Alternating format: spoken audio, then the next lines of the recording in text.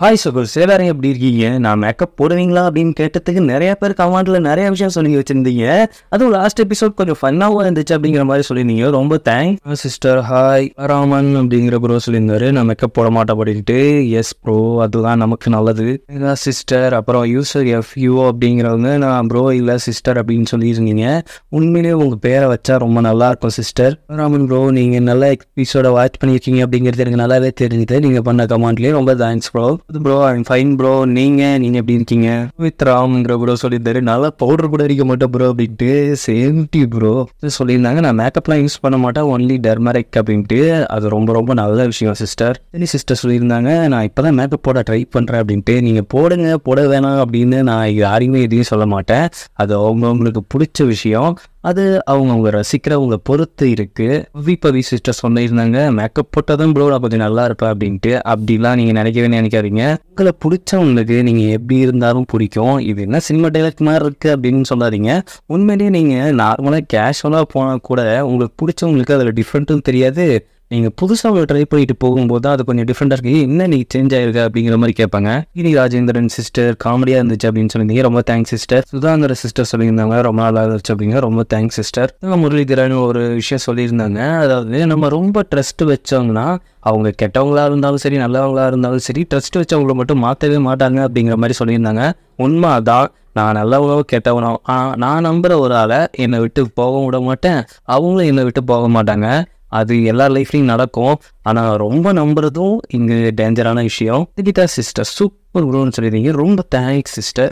Bro, வில்லியாக பார்த்த ஹீரோயினே இப்போ காமெடியாக பார்க்குறீங்களா? இப்போ வரப்போகிற எபிசோடில் பாருங்கள், வேறு லெவலாக இருக்கும் சிஸ்டர். உங்களுக்கு ரொம்ப தேங்க்ஸ் சிஸ்டர். என்ன மாதிரியே நீங்கள் இந்த ட்ராமாவை பார்க்கறதுக்கு ரொம்ப ரொம்ப தேங்க்ஸ். எபிசோட் என்னாச்சுடா, ஹீரோட அப்பா வந்துட்டு ஹீரோயினோட அம்மா ஆசையாக வச்ச மரத்தை வெட்ட சொல்லியிருந்தாங்க. அதை போய் தடுக்க போனப்ப நீ என்னோட பொண்ணே இல்லை அப்படின்ட்டு அடித்து வெளியில் தொத்திட்டாங்க. அதே சோகத்தில் அவள் வந்து உட்காந்துட்டு ஹீரோட்ட ஒரு விஷயம் கேட்டுட்டு இருந்தா, நல்லவனா இருந்தா எப்படி, கெட்டவனா இருந்தா எப்படி, நான் உன் கடைக்கு எப்படி படுறேன் அப்படிங்கிற மாதிரி கேட்டுட்டு இருந்தா. ஆனால் அவன் தெளிவான ஒரு பதில் சொல்லிட்டான். சோகத்தோட அவள் வெளியில் போகும்பொழுது அந்த மரத்தை கொண்டு வந்துட்டு ஹீரோ அவனோட இடத்துல உட்காந்து வச்சிருக்கான். இதை பார்த்தாலே அவனுக்கு ரொம்ப சந்தோஷம். இது இப்படி இங்கே வந்துச்சு அப்படின்னு ஹீரோட்ட கேட்குறப்ப அவன் சிம்பிளாக ஒரு பதில் சொல்கிறான். உன் வீட்டு பக்கம் போனேன், அப்படியே நாங்கள் இந்த மரத்தை வெட்டுறாங்க அப்படின்னு தெரிஞ்சுது. அது நம்ம உனக்கு பீச் மரம்னா பிடிக்கும் அப்படிங்கிற மாதிரி சொல்லியிருந்தியா, அதனால அப்படியே அதை எனக்கு ஷிஃப்ட் பண்ணிட்டேன் அப்படின்னு சொன்னோன்னே ஹீரோயினுக்கு ரொம்ப சந்தோஷம். ஏன்னா இப்போ ஏமாத்திட்டு இருக்கா அவனை, இருந்தாலும் இப்படி பண்ணுறானே அப்படின்ட்டு அவருக்கு ஒரு குற்ற உணர்ச்சி உண்டாகுது. அதை நினைப்போடையும் அவள் பனிப்பெண்ணை போயிட்டு கட்டி பிடிச்சிட்டு, நான் இப்போ எப்படிப்பட்ட வாழ்க்கையை நான் சூஸ் பண்ணோம், இவன் கூட சேர்ந்து சந்தோஷமான வாழ்க்கையை சூஸ் பண்ணோமா, என் ரிவெஞ்சுக்காக இவனை நான் ஏமாத்துருவான் அப்படின்னு அவள் குழப்பத்திலே இருக்கா. அந்த குழப்பத்தோடையே தனியாக நடந்து போயிட்டு மழையில நடந்து போயிட்டுடா. இதை ஹீரோ பார்த்துட்டு அவ பின்னாடி இவனும் நடந்து போறான், இவன் என்னதான் பண்றான் அப்படின்ட்டு. அவங்க ஒரு சின்னதா ஒரு நத்தம் ஒன்று ஊர்ந்து போகுது.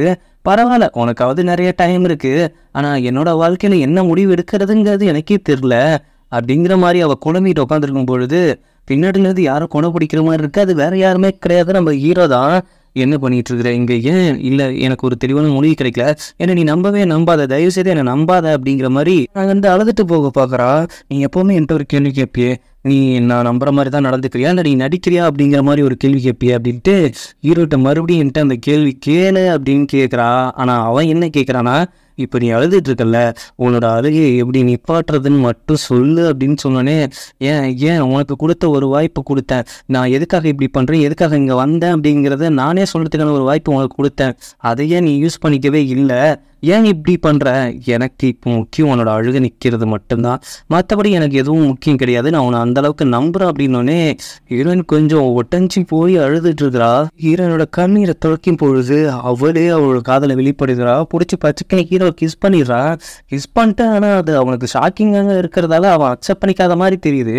உடனே அவன் கொஞ்சம் ஹேட்டிங்கோட ஹீரோயின் பின்னாடி திரும்பி போனோடனே அவன் உடிச்சு இழுத்து அவளை கிஸ் பண்ணிக்கிறான். அப்படியே எப்படியோ ரெண்டு பேரும் லவ் ஒத்துக்கிட்டாங்க. ஆனால் இதுக்கப்புறம் என்னென்ன பிரச்சனை வரப்போகுதுங்கிறத நான் காத்திருந்து பார்ப்போம். ஆனால் இந்த எபிசோட் உங்களுக்கு வேற லெவல் ட்விஸ்டடாக இருக்கும். அவன் கையில் பிறை மாதிரி ஒரு பதக்கம் வச்சிருப்பான்ல, அந்த பதக்கத்தை ஹீரோயின்ட்டு கொடுத்து, இது எங்கள் அம்மாவோடது, எங்கள் அம்மா ஒரு முக்கியமான நேரத்தில் இதை கொடுத்தாங்க, அதை உன்கிட்ட ஒப்படைக்கிறேன், அங்கே பேர் இந்த மாதிரிலாம் என்னை நம்பி எதுவுமே ஒப்படைச்சிட்டு இருக்காத, அது எனக்கு சுத்தமாக பிடிக்கல, நான் ஒன்று நம்புறதுல என்ன பெரிய விஷயம் இருக்குது, நான் எப்போ வேணாலும் உன்னை கொன்னுடுவேன். இது கொன்னுடுவியா? ஆமாம்மா, எப்போ வேணாலும் உன்னை கொன்னுவேன், அப்படின்னு சொன்னோன்னே ஹீரோ கொஞ்சம் ஷாக் ஆகுறான். இருந்தாலும் ஹீரோயின் வந்துட்டு கொஞ்சம் காமெடியாக தான் சொல்கிற மாதிரி இருக்கு. சரி, உன்னோட பாதுகாப்புக்காக எப்பவுமே நான் வந்துட்டு இருக்க முடியாது, உனக்காக நான் உன்னை தரேன் அப்படின்னு இந்த கையிலேயே மாட்டி அம்பு விடுவாங்கல்ல மறைச்சு வச்சு, அந்த மாதிரி ஒரு விஷயத்த கொடுக்கும்போது இதெல்லாம் என்கிட்ட கொடுக்காத, இதை வச்சு உன நான் கொன்றுவேன் அப்படின்ட்டு இவங்க 2 பேரும் அங்கே ஃபன்னாக சண்டை போட்டுட்டு இருக்காங்க. அதே நேரம் இங்கே ஹீரோனோட தங்கச்சி அந்த இளவரசையும் காட்டினா இவங்க 2 பேரோட லவ் இங்கே வேற லெவலில் தீவிரமாக போயிட்டு இருக்குது. ஹீரோ வந்துட்டு ஹீரோயின் கூட சாப்பிடலாம் அப்படின்ட்டு அந்த மரத்தடியில் நின்றுட்டு சரி வா 2 பேரும் ஒன்றா சாப்பிடலாம் அப்படின்னு சொல்லிட்டு இருக்கான். ஹீரோனும் சந்தோஷமா சிரிச்சிட்டு வரும்பொழுது அவன் அங்கேயே மயக்கம் போட்டு விழுறான். அது என்னன்னு போய் பார்த்தா அவ கையில இருந்து ரத்தமா வந்திருக்கு. அப்ப நம்ம விதியின் புத்தகம் ஒரு விஷயம் சொல்லுது, நீ அவனோட விதியை மாத்தி எழுதிட்ட, ஆனா எல்லாமே மாறிடாதுல்ல, நீ மாத்திர ஒவ்வொரு செகண்டு தான் இங்க பிரச்சனையா உண்டாயிட்டு இருக்கு. நீ அவனை அம்புல இருந்து காப்பாத்திட்ட, ஆனா இன்னொரு எதிரி அவனை காயப்படுத்திட்டான், அந்த காயத்தை உன்கிட்ட இருந்து மறைச்சிட்டான், அதனால அவன் இப்ப ரொம்ப பாதிக்கப்பட்டு இருக்கிற நிலைமையில இருக்கா அப்படின்னு சொன்னேன்னு ஹீரோயின் செம்ம கட்டுப்பாடிடுறா. அவன் மாத்துன்னு நினைக்கும் போதெல்லாம் ஏதாவது ஒரு ட்விஸ்ட் வச்சு இந்த புக்கு இப்படி ஒரு ஆப் வச்சுட்டு இருக்குது. ஃபர்ஸ்ட்டு மருத்துவர் எப்போ வருவார் அப்படின்னு சொன்னாரு, மருத்துவர் தான் வந்துருவாரு, ஆனா அதுக்குள்ளே யாராவது நம்ம ட்ரீட்மெண்ட் பண்ணி ஆகணும், இந்த சூப்பை பிடித்தாலும் பிடிக்க மாட்டேங்கிறாரு அப்படின்னு. ஐயோ எனக்கும் இதை எப்படி ஊட்டி விடுறதுன்னு தெரியாது, இதுக்கெல்லாம் கரெக்டான ஆளு அப்படின்ட்டு போயிட்டு அவ தங்கச்சி அங்கேருந்து தவறன்னு பிடிச்சிட்டு வருது. இவர் உடம்பு சரி பத்திரமா பார்த்துக்க சூப்பை கொடு அப்படிங்கிறப்ப அவ சூப்பை எடுத்து கொடுத்துக்க பார்க்குறா, ஆனா அவனால குடிக்க முடியல. சரி இதுக்கு ஒரு வேற வழி இருக்கு, என்ன வழி அப்படின்னு அவன் வாயில குடிச்சு அவனோட வாயில அனுப்ப பார்க்குறா. இதை பார்த்தாலே ஹீரோயின் செம்ம டென்ஷன் ஆகிட்டு, உன்னை நான் ட்ரீட்மெண்ட் பண்ண தான் கூப்பிட்டு வந்தேனோ, அவங்களுக்கு நீ வாயோட வாய் வச்சு முத்தவங்களுக்கெல்லாம் கூப்பிட்டு வரல, நானே பண்ணிக்கிறேன் அப்படிங்கிற மாதிரி நீ இல்லாண்டா வாடி அப்படின்னு இழுத்துட்டு இந்த மருந்தை கொடுக்கலான்னு போறப்ப அந்த புத்தகம் மறுபடியும் பேசுது. ஒரு விஷயம் நல்லா புரிஞ்சுக்கோ, நீ அவன் கூட நெருக்கமா இருக்கிற வரைக்கும் அவனை நீ உன்னால காப்பாற்றவே முடியாது அப்படின்னு சொன்னோன்னே அவளுக்கு புரிஞ்சு போயிடுது, ஹீரோ கூட நாம இருந்தா அவனுக்கு கண்டிப்பா சாவு நிச்சயம் அப்படிங்கிற மாதிரி. ஹீரோட அசிஸ்டன்ட்ட நீ அவங்கள பாத்துக்கோ, நான் இங்கேருந்து போறேன், நீ எங்க போற, இல்ல எனக்கு இதை விட முக்கியமான வேலைலாம் நிறைய இருக்குது, இவனை பார்த்துட்டு இருக்குது ஒன்றும் ஏன்னா வேலை இல்லை அப்படின்ட்டு அவள் வேணும்னே வெறுக்கிற மாதிரி அங்கே நடிச்சுட்டு அங்கேருந்து வெளியில போய் தனியாக ஒரு இடத்துல உட்காந்துக்கிறா. அதுக்கப்புறம் மருத்துவர் வராங்க, நிறைய பேர் வந்துட்டு ஹெல்ப் பண்றாங்க, ஹீரோனோட தங்கச்சியும் பார்த்துக்கிறா. அப்படி இப்படின்னு கிட்டத்தட்ட ஒரு 4 நாட்கள் ஓடிடுது. ஆனா ஹீரோ எழுந்துட்டான் அப்படிங்கிற நியூஸை கேட்டு ஹீரோனை எழுந்து போய் பார்க்க போறா. ஆனா அந்த புக்கு சொன்னதான் ஞாபகம் வருது, அவனை விட்டு விலகியே இருக்கணும், இல்லைன்னா அவன் உயிருக்கு ஆபத்து அப்படிங்கிற மாதிரி சொன்னது நினைச்சுக்கிட்டு அவ போய் கூட பார்க்கல. இருந்தாலும் அவன் தங்கச்சி வந்துட்டு வேணும்னே வெறுப்பேத்திட்டு இருக்கா. உனக்கு பிடிச்சவரு இப்படி கிடக்காரு, நீ வந்து பார்க்கலையே அப்படிங்கிறப்ப நான் எப்போ அவன் பிடிக்கணும் வந்துட்டு சொன்னேன், அதெல்லாம் எனக்கு பிடிக்காது அப்படிங்கிற மாதிரி போலியா நடிச்சிட்டு இருக்கா. ஒரு கட்டத்துக்கு மேலே ஹீரோ எழுந்த உடனே அவன் முதல்ல தேர்றது ஹீரோயினை தான். எழுந்தது ஹீரோனோட தங்கச்சி, எங்க அக்கா உங்களுக்கு துரோகம் பண்ணிட்டா அப்படின்ட்டு. என்ன துரோகம் பண்ணா அப்படின்னு வெளியில போய் பார்த்தா அந்த லெக்சர் புக் இருக்குல்ல, அதை எடுத்து அவங்க அப்பா கிட்ட கொடுத்துட்டு அவ நான் தான் உங்க மகன்னு நீங்க ஒத்துக்கிட்டாதான் அந்த புக்கு உங்கள்கிட்ட கொடுப்பா அப்படின்னு சொல்லிட்டு இப்போ மறுபடியும் அவளோட இடத்துக்கு அவ போறா. இதை பார்த்தோன்னே ஹீரோ ரொம்ப உடஞ்சி போறான். அப்போ எனக்கு ஏமாத்தத்துக்காக தான் நீ இவ்வளோ வேலையும் பண்ணா அப்படிங்கிற மாதிரி செம்ம கடுப்பாயிட்டு செம்ம காண்டாகிறான், அதுவும் ஹீரோயின் மேல. அப்போ இவ்வளோ நாள் என்கிட்ட நடிச்சிட்டு இருந்திருக்கா அப்படின்னு அதுக்கு ஏற்ற மாதிரி ஹீரோனோட தங்கச்சி 4 பிட்டை எக்ஸ்ட்ரா சேர்த்து போறா. நான் ஒன்றும் எங்கள் அக்கா மாதிரி கிடையாது, உடம்பு சரியில்லாமல் இருந்தப்ப அவள் எட்டி கூட பார்க்கல, அது என் வேலை இல்லைன்னு சொல்லிட்டு அவள் தனியாக போய் உட்காந்துட்டா, நான் தான் அவங்கள பார்த்துக்கிட்டேன் அப்படிங்கிற மாதிரி சொன்னோன்னே ஹீரோவால் இன்னும் நம்ப முடியல அந்த விஷயத்த, ஹீரோன் இப்படி பண்ணியிருப்பாளா அப்படின்னு. அங்கே போனோடனே நீ தான் என்னோட மகன், நீ தான் என் கௌரவத்தை எல்லாத்தையும் காப்பாற்ற வந்த, ஓ சரி சரி அந்த புக்கை கொடு, அதெல்லாம் கொடுக்க முடியாது, ஏன் எனக்கு ஒரு கண்டிஷன் இருக்குது. என்ன கண்டிஷன் அப்படிங்கிறப்பயே அவளோட தங்கச்சி உள்ள வந்துடுறா. நான் தான் உங்களோட மக அப்படின்ட்டு நீங்க அதிகாரப்பூர்வமா இங்க அறிவிக்கணும். அது மட்டும் இல்லாம எங்க அம்மாவை வந்துட்டு ரொம்ப நல்லவங்க, அவங்க எந்த ஒரு தப்பு பண்ணல, அவங்க நினைவிடத்தை இங்கேயே வைக்கணும் அப்படிங்கிறப்ப அதை பண்ணிடலாம். அப்போ இவ யாரு, என்ன இருந்தாலும் நீ தான் என்னோட மக, இவை கிடையாது அப்படிங்கிற மாதிரி அந்த அங்கர்பல்ட்டி அடிச்சிடுறாங்க. அட பாவி, இந்த புக்கை கொடுத்தனே, என்ன இந்த புக்கில் பாதி தான் இருக்கு, இன்னும் 3வது கட்டணை நான் சொல்லவே இல்லையே, அதை சொன்னதுக்கு அப்புறம் உங்களுக்கு முழுசா கிடைக்கும் அப்படின்ட்டு அந்த புக்கை அங்கேயே எரிச்சிருவான் அந்த ஆளு. இப்போ ஹீரோக்கான எவிடன்ஸும் போச்சு, அதே நேரம் ஹீரோ இவன் மேலே வச்சிருந்த ட்ரஸ்ட்டும் போச்சு. நான் சொல்லலை இந்த எபிசோடில் உங்களுக்கு தரமான ட்விஸ்ட்லாம் நிறையா இருக்குன்ட்டு, இன்னும் போக போக ட்விஸ்ட்டுகள் காத்திருக்கு. இப்படி ஹீரோவை காட்டினா அவன் பேராசெட்டை போயிட்டு மண்டிட்டு நிற்கிறான்.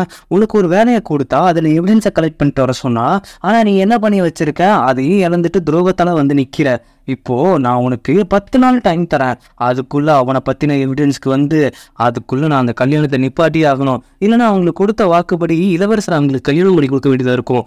ஏதாவது ஒரு குற்றத்தை கண்டுபிடிச்சு இந்த கல்யாணத்தை நிப்பாட்டி அவனை கைது பண்ணலான்னு தான் ஒன்னு அனுப்பி வச்சா, நீ இப்படி முட்டாள்தான் பட்டு வந்திருக்க அப்படின்னு அதுக்காக நீ பண்ண தப்புக்கு தண்டனை கொடுக்காம இருக்க முடியாது. உனக்கு 30 கசையடிகள் கொடுக்க சொல்றேன் அப்படின்னு சார் வந்துட்டு நம்ம ஹீரோவுக்கு தண்டனை கொடுத்துடுறாரு. அந்த நேரத்துல ஹீரோ ஒரு சிம்பிள் வச்சிருப்பான்ல, அந்த நிலா பதக்கம் மாதிரி, அதே பதக்கத்தை பேரரசரும் கையில வச்சிருக்காரு. அவன் உயிரோட இருந்தா இவ்வளவு பிரச்சனைகள் வந்திருக்க தேவையில்ல அப்படிங்கிற மாதிரி அதை ஹீரோவை பார்த்து சாக்காகிறான். ஹீரோவை கூட்டு போய் வச்சு மாத்தி மாத்தி அடிக்கிறாங்க. அது எல்லாமே ஹீரோயின் வந்துட்டு அவளுக்கு துரோகம் பண்ணிட்டு போனதுதான் அவளுக்கு நினைப்பு வருது. அவளை பழி வாங்காம விட மாட்டேன் அப்படின்னு செம்ம கடுப்புல இருக்கா. அடி வாங்கினதுக்கு அப்புறம் அவனோட அசிஸ்டன்ட் தான் வந்துட்டு, நீ இன்னும் அவளையும் நினைச்சிட்டு இருக்கியா, அவனுக்கு துரோகம் பண்ணிட்டா, இதெல்லாம் அவளை நீ நம்புறியா, நம்மளதால பட்ட, இனிமேலாவது உன்னோட வேலையை மட்டும் பாரு அப்படிங்கிற மாதிரி அவ சொல்லிட்டு இருக்கா. ஆனா ஹீரோவுக்கு அது மண்டையிலே ஏறல.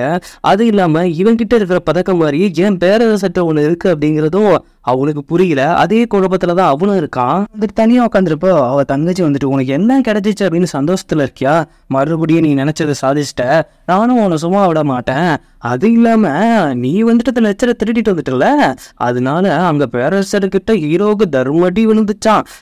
அவனை பத்தி நீ கவலைப்படலையா, அவனை பத்தி நான் எதுக்கு கவலைப்படணும், எனக்கு தேவை நான் இந்த நாட்டோட இளவரசியா இருக்கணும், என்னோட மரியாதை திரும்ப வரணும், எங்க அம்மாவுக்கு சரியான தீர்ப்பு கிடைக்கணும் அப்படிங்கிறதுக்காக தான் நான் அவன் கூடயே இருந்தேன், மற்றபடி அவன் மேல காதலும் கிடையாது ஒரு மண்ணும் கிடையாது அப்படிங்கிற மாதிரி இங்க திமிராதான் பேசிட்டு இருக்கா. ஆனா அவ உள்ளுக்குள்ள காதல் இருக்குங்கிறது உங்களுக்கு தெரிஞ்சா கமெண்ட்ல சொல்லுங்க.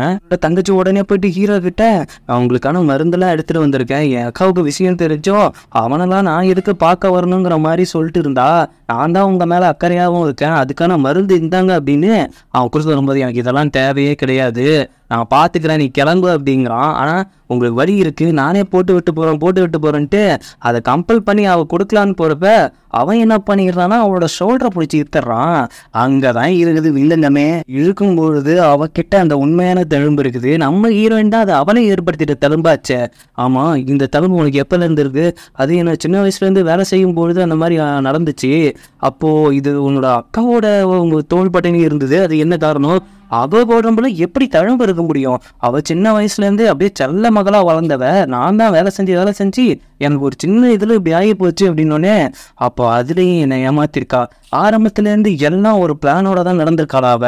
இவன் வந்துட்டு வெளியில யாரும் அந்த மருந்தை வச்சுட்டு போனாங்க, யாரு அப்படின்னு தெரியல அப்படின்னா ஹீரோயின் தான் அனுப்பிச்சு வச்சிருக்கா அந்த மருந்தை, அவ இங்க வந்திருக்கா, எனக்கு நல்லாவே தெரியும், என் மேல காதலோட தான் இருக்கா அப்படின்ட்டு மறுபடியும் லூசுத்தனமா அவனை பார்க்க போறான்.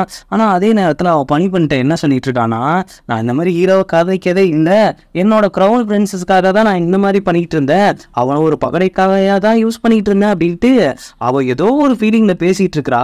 இவன் அங்க அறகுறையா ஒளிஞ்சிருந்து கேட்டு வந்துட்டு, எனக்கு எதிராக இவ்வளவு துரோகம், உனக்கு நடிக்கிறதுக்கு என்னோட காதல் தான் கிடைச்சதா அப்படிங்கிற மாதிரி அவன் யோசிச்சுட்டு அங்கிருந்து கடுப்பாகி வந்துடுறான்.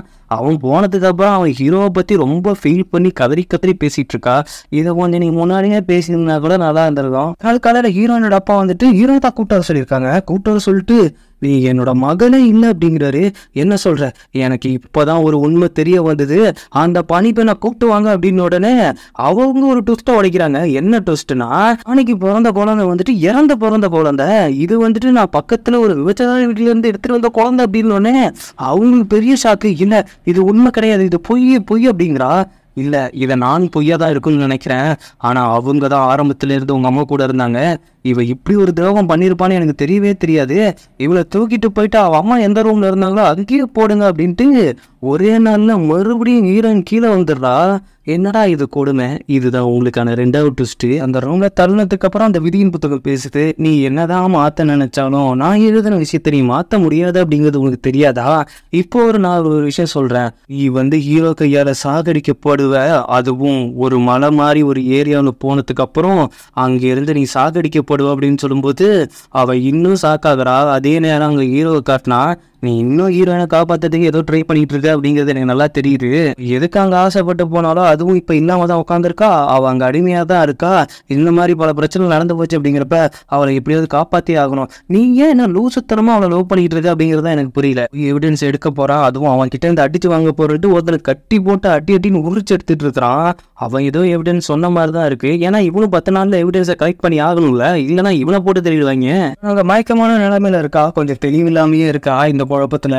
அப்போ அவளோட தங்கச்சி வந்துட்டு, பாத்தியா ஒரே நாள்ல உன் நிலைமை எப்படி மாறுது, எப்படி ஏறுது இறங்குது பாத்தியா, நான் பிளான் பண்ணாமலே இவ்வளவு விஷயம் நடக்குது, நான் பிளான் பண்ண என்ன விஷயம் நடக்கும், அது இல்லாம உங்களுக்கு பிடிச்ச ஒரு விஷயத்த எடுத்துட்டு வந்திருக்கேன், அதுவும் அவரே எனக்கு கொடுத்தாரு அப்படிங்கிறப்ப என்னதுன்னா ஹீரோவோட அந்த பிறை மாதிரி இருக்கிற பதக்கம், இது வந்துட்டு அவங்க அம்மா கொடுத்தது, இது எப்படி உன்கிட்ட வந்துச்சுன்ட்டு அதுக்கு 2 பேருமே சண்டை போட்டுட்டு இருக்காங்க. இங்க பாரு, இது மட்டும் இல்லை, எல்லாத்தையுமே நான் எடுத்துக்க போறேன், உன்னால இங்கேருந்து இனிமேல் வெளியில வரவே முடியாது அப்படிங்கிற மாதிரி அவ திமிர்த்தனமா பேசிட்டு இருக்கா. அதே நேரம் ஹீரோயினை காப்பாற்ற ஹீரோ அந்த அரண்மனைக்கு வந்துட்டு இருக்கிறான். இவன் என்ன பண்றானா, அப்படியே மயக்கம் போடுற மாதிரி நடிச்சு அங்க இருக்கிற சங்கிலியை வச்சு அவ தங்கச்சி கழுத்துல போட்டு, இப்ப இங்க இருந்து என்னை தப்பிக்க விடலனா இவளை கழுத்த நினைச்சே கொண்டுருவான் அப்படிங்கிற மாதிரி மறுபடியும் இவ வில்லியா மாறிட்டா. அங்க வர நேரம் இந்த மாதிரி இந்த குட்டி இளவரசியை பெரிய இளவரசி கடத்திட்டு போயிட்டாங்க, அவங்களை தேடி படையே போயிருக்கு அப்படின்னு சுத்தி வளைச்சிட்டாங்க ஒரு மலைக்கு நடுவில் நிற்க வச்சு. எங்க பாரு, இவனை நான் கொன்றுவேன், எனக்கு கிடைக்க வேண்டிய இடத்த எல்லாத்தையுமே அவ பறிச்சுக்கிட்டு இருக்கா, ஹீரோ சொல்றான் அதெல்லாம் நீ ஒன்றும் பண்ண வேணாம் அப்படிங்கிறப்ப அந்த விதியின் புத்தகம் கரெக்டான நேரத்துல பேசுது. இப்போ ஒரு வீரர் உன்னை நோக்கி அம்பு விடுவான், ஹீரோ வந்துட்டு அவளுக்காக உன்னைய கொலை பண்ண பாப்பான் அப்படிங்கிற மாதிரி அதுல சொல்லுது. அதுக்கேத்த மாதிரி ஒரு வீரன் வந்துட்டு இவன் மேல அம்புட வரப்ப ஹீரோ அதை வேற அம்பு விட்டு அதை டைவர்ஷன் மாத்தி விடுறான். அப்போ அவ உனக்கு முக்கியம், இவளுக்காக தான் நீ இங்க வந்திருக்கியா அப்படின்னு ஹீரோயின் கேட்குறா. அவளுக்கு நான் கடமைப்பட்டிருக்கேன், அதுக்காக தான் நான் இங்க வந்திருக்கேன் அப்படிங்கிறப்ப, அப்போ நீ என்னை காதலிக்கல, அப்போ நீ என்னை காப்பாற்ற வரல, அப்போ அப்படின்ட்டு கொஞ்சம் கொஞ்சமா வெளியே ஆகிட்டு இருக்கா ஹீரோயினு. எப்படியாவது இந்த புக்ல இருக்கிற விஷயம் நடக்காம இருக்கணும் அப்படின்ட்டு அவ அதை தானே ட்ரை பண்ணுவா. ஹீரோ விட்டு அம்பல அவ கையில வச்சு இந்த கத்தி விழுந்துரும். உடனே அவளோட ஹேர் பின் எடுத்து அவ தொண்டைப்பள்ளியில வச்சு, நீ அவளுக்காக தான் வந்திருக்கியா அப்படின்னு கண்ணை ஊடுறா. கொஞ்ச நேரம் கொஞ்சம் குழப்பத்துல அந்த நேரத்துல ஹீரோ வந்துட்டு அவளை காப்பாத்த போறான். அப்படியே ஹீரோயின் வந்துட்டு திருப்பி அவன் ஹீரோ ஒரு விஷயம் கொடுத்துருப்பான்ல, கையிலேயே ஒரு அம்பு இருக்கிற மாதிரி, அதை ஹீரோவோட நெஞ்சில இறக்கி அவன் அந்த குத்துப்பட்டு அப்படியே அவன் மேல இருந்து கீழே விழுறான். அப்படியே ஹீரோவை போன்ட்டா. இப்ப இவன் புத்தகம் மறுபடியும் சொல்ல ஆரம்பிக்குது, நீ மாத்தி அமைக்க நினைக்கும் போதெல்லாம் ஏதாவது ஒரு பிரச்சனை வரும்னு நான் வந்துட்டு சொல்லிட்டு இருக்கேன். நீ எப்பவுமே இங்க இளவரசி ஆகவும் முடியாது, இந்த நாட்டுக்கு ராணி ஆகவும் முடியாது அப்படின்னு மறுபடியும் எழுதுறப்ப இதுக்கப்புறம் என்ன ஆக போகுதுன்னு நீங்க யோசிக்கிறது எனக்கு நல்லாவே புரியுது. இதுதான் நான் சொன்ன அடுத்த ட்விஸ்ட். ஹீரோயினை மறுபடியும் கூட்டு போய் அடைச்சு வச்சிடுறாங்க. கரெக்டா அங்க ஹீரோட அசிஸ்டன்ட் வந்துட்டு, அவரை எப்படி கொல்ல உனக்கு மனசு வந்துச்சு, உன்னை காப்பாத்துறதுக்காக தான் எவ்வளோ எவிடன்ஸை கலெக்ட் பண்ணிட்டு அதுவும் உங்க அப்பா கிட்டேயே கொண்டு கொடுக்குற அளவுக்கு அவரு பெரிய நன்றி கடன் நடத்திட்டு இருந்தாரு, ஆனா நீ பண்ண வேற அவரையே கொண்டு அப்படின்னு கழுத்துல கத்திய வச்சு என்ன கொல்ல போறியா, கொல்லு கொல்லு, எதுவும் இங்க யூஸ் கிடையாது, நானும் சாகுக்கு பயப்படவும் கிடையாது. ஆனா ஒரு விஷயம் நான் உன்கிட்ட சொல்லணும், இன்னும் அந்த மலைக்கு நடுவில் போய் தேடிப்பாரு, உயிரோட இருந்தாலும் இருக்கலாம் அப்படிங்கிறப்ப என்னை கொல்றது முக்கியமா இல்லை போய் நீ தேடுறது முக்கியமா அப்படின்னு சொன்னோன்னே அந்த பொண்ணுக்கும் சரி நம்ம போய் ஹீரோவை தேடுறது தான் நல்லது அப்படிங்கிற மாதிரி அவன் அங்கிருந்து கிளம்பிடுற ஹீரோயினை கொல்லாம. ஆனா அவ கத்தி வச்ச இடத்துல ஒரு பிளட் வந்துட்டு இருக்கு. ஹீரோயின் கொஞ்சம் கொஞ்சமா சைக்கோவா மாறிக்கிட்டு இருக்கா. ரொம்ப நேரம் நடந்த விஷயங்கள் எல்லாம் பாஸ்ட்ல நடந்த விஷயங்கள் இப்ப பிரசன்ட்டுக்கு வருது. ஹீரோயின் வந்துட்டு அவரோட தங்கச்சியோட மூஞ்சில கோடு போறதுக்கு முன்னாடி நாளில் போயிட்டு இப்ப என்ன நடந்துச்சு அப்படின்னு காட்டுறாங்க. அவங்க 2 பேரும் சந்தோஷமா பேசிட்டு வராங்க. ஹீரோனோட தங்கச்சி அந்த இளவரசரும், நாம 2 பேர் தான் கல்யாணம் பண்ணிக்க போறோம், உங்க அக்காவால வந்து பிரச்சனை முடிஞ்சு போச்சு, அவளை அடிமையாக்கி அவன் கசாப்பு கடைக்காரனுக்கு கட்டி கொடுக்குற மாதிரி பண்ணிட்டாங்க அப்படின்ட்டு. அதே நேரம் ஒரு பணியாளர் போயிட்டு அங்க ஹீரோயினை வெறுப்பேற்றிட்டு இருக்கான். உனக்கு வந்துட்டு இந்த கசாப்பு கடைக்காரனை கட்டி வைக்கலாம் முடிவு பண்ணிட்டாரு உங்க அப்பா, அது மட்டும் இல்லாம அவன் முன்னாடி இப்பதான் கொண்டிருக்கான், இருந்தாலும் அவன் ரொம்ப நல்லவன் அப்படிங்கிற மாதிரி சொன்னோன்னே இவருக்கு செம்ம கடுப்பாகுது. மறுபடியும் அந்த விதியின் புத்தகம் அங்க வந்து வெறுப்பேற்றுது. நான் நினைக்கிறது மட்டும்தான் இங்க நடக்கும், நீ நினைக்கிறதுலாம் ஒன்றும் நடக்காது அப்படிங்கிற மாதிரி. இதுக்கப்புறம் தான் ஹீரோயின் போயிருக்கிறா, அவன் மூஞ்சை கிழிச்சிருக்கிறா. அதுக்கப்புறம் தான் இங்க நடந்த விஷயங்கள் எல்லாம் இப்ப பிரசன்ட்ல வருது எல்லாமே. இவன் சொல்லிட்டு இருக்கான், அந்த புக்ல நாம 2 பேரும் பொம்மைகள், எந்த புக்ல நாம 2 பேரும் பொம்மைகள், நீ இன்னும் திருந்தவே இல்லையா? கண்ணுக்கு அந்த எழுத்துக்கள் தெரியுதா? உன் கண்ணுக்கு அந்த எழுத்துக்கள் தெரியுதா அப்படின்ட்டு எனக்கு எதுவுமே தெரியல. ஆனா எனக்கு ஒரு விஷயம் மட்டும்தான் முக்கியம். நான் தான் இந்த நாட்டோட இளவரசியா இருக்கணும், நான் தான் நியாயமானவ அப்படி இப்படின்னு ஹீரோயின் கத்திக்கிட்டு இருக்கும்போது வெளியில ஒரு பனிப்பெண் வந்துட்டு சிரிக்கிற மாதிரி இருக்கு. யார் இது? உள்ள வாங்க அப்படிங்கிறது குய்யோ அப்படிங்கிற ஒரு பனிப்பெண் வரா. ஆனா அவங்க உடம்புக்குள்ள இருக்கிறது யாருன்னா இந்த விதியின் புத்தகத்தை எழுதினவரு. ஆஹா, 2 பேரும் என்னோட கதையோட 2 பொம்மைகள் தான். நான் எழுதப்பட்டது தான் உங்களோட விதி. நான் தான் இந்த புக்கோட ரைட்டர் அப்படின்னு வந்து நிக்கிறப்ப உன்னோட தங்கச்சிக்கு எதுவுமே புரியல. விதியின் புக்கா, அதோட எழுத்தாளா, உன் பேர் என்ன அப்படிங்கிற. பார்சூங்கிறது என்னோட பேரு.